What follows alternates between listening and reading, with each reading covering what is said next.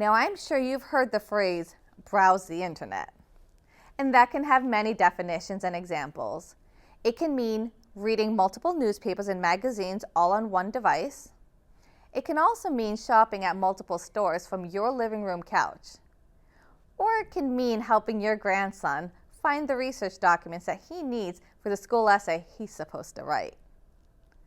And here are some other things you can do with the computer in your home or with the one you carry in your pocket or purse. You can use email instead of the post office to send a letter.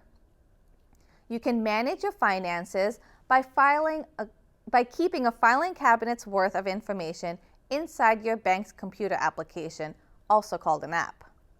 You can play games, listen to music, take a photo and instantly send it to share it with others, watch movies and TV shows.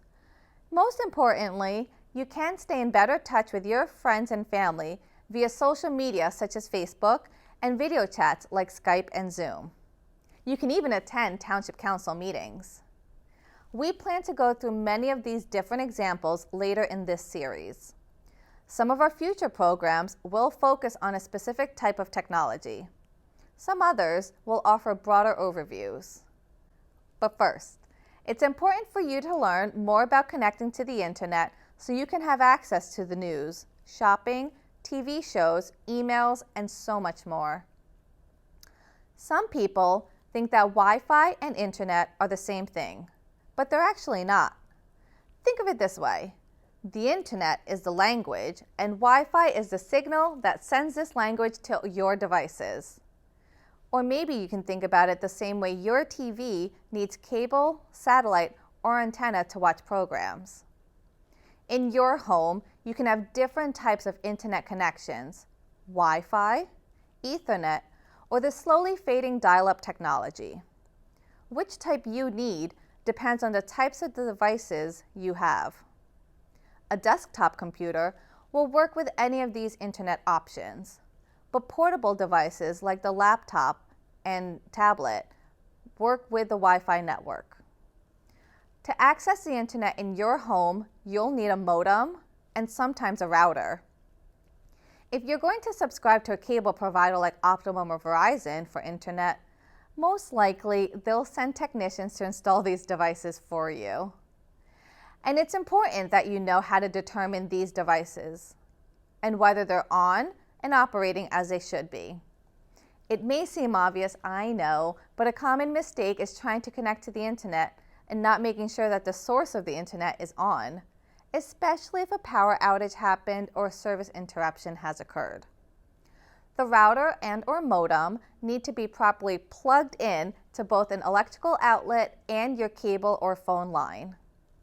You should always read each device's instruction booklet so you can familiarize yourself with the blinking lights on each.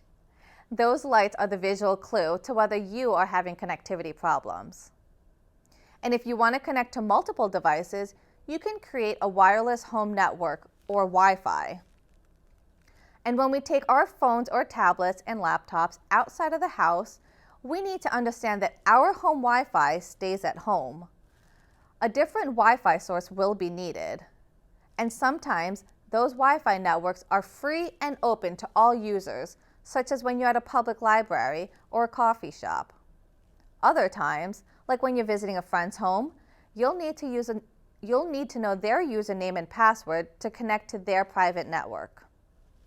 At the same time, most phones and some tablets can have access to an internet connection that travels with you anywhere you go. But that also means you have to pay an extra monthly fee, which is known as a data plan. You've probably heard these commercials advertising unlimited data plans. And another way to think about that is that you can have the internet wherever you go with no limit on how often you use it. But it's like when you buy a car or a new dishwasher. You should shop around before deciding on a type of data plan that would work best suited for your personal communication needs. Now here's a quick video I'm going to share with you that will help explain the different internet connectivity options we've talked about.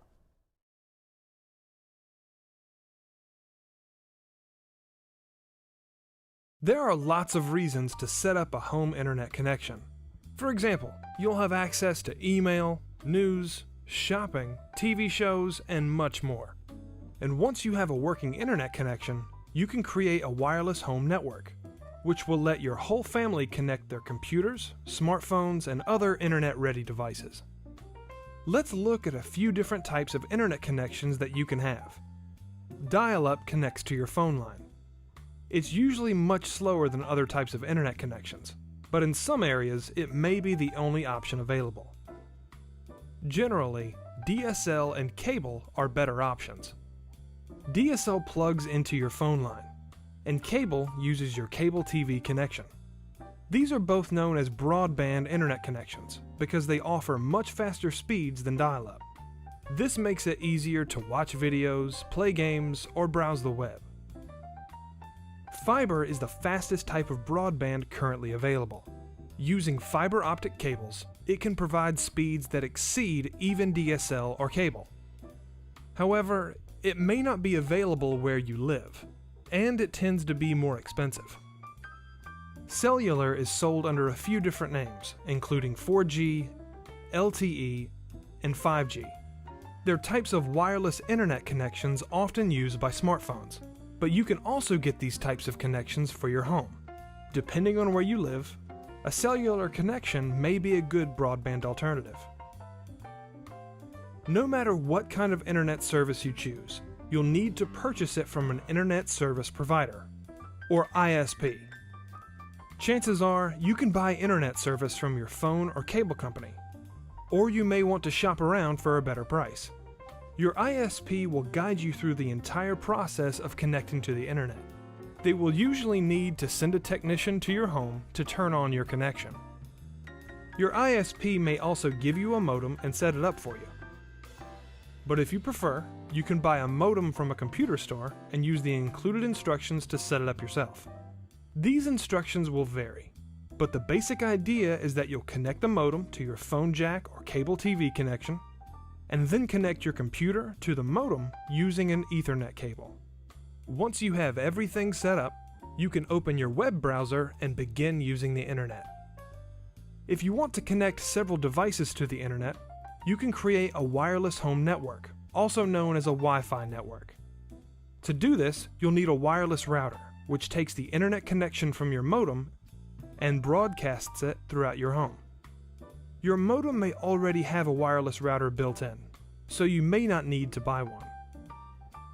To set up your wireless connection, follow the instructions included with your router. You'll need to choose a network name, also known as an SSID. Also, for security, you should turn on WPA2 or WPA3 encryption, depending on what your router supports. Then, make sure you choose a strong password. After you've set up your wireless network, go into each device's Wi-Fi or network settings, select your network name, and type your password. If any of your devices are not wireless ready, you can simply plug them into your router with an Ethernet cable, or you can purchase a wireless card. Setting up an internet connection and Wi-Fi network takes a little bit of work, but once you get it set up, your family will be able to use the internet without being limited to one computer. Okay, now that we know all about computers and how to connect to the internet, your link to the world of knowledge is waiting for you. In our next episode, we'll talk about video chatting services like Zoom, Skype, and FaceTime.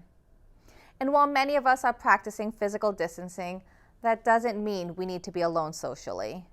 At the very least, we have no shortage of ways to stay connected with our loved ones.